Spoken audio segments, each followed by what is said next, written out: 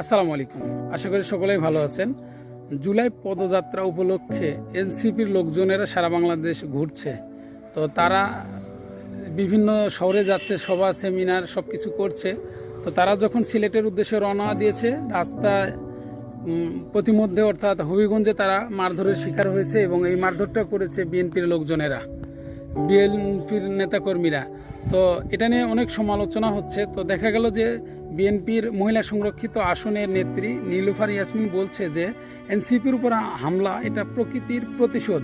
আচ্ছা, আপনি এভাবে বললেন কিভাবে? যদি এটা প্রকৃতির প্রতিশোধ হয় তাহলে তো তারাও বলবে আপনারা 17 বছর ক্ষমতার বাইরে ছিলেন, এটাও প্রকৃতির প্রতিশোধ। আপনার নেতাকর্মীরা আলু খেতে, ধান খেতে, পাট খেতে যেভাবে ঘুমাইছে, যেভাবে দৌড়ের উপরে ছিল, এটাও প্রকৃতির প্রতিশোধ।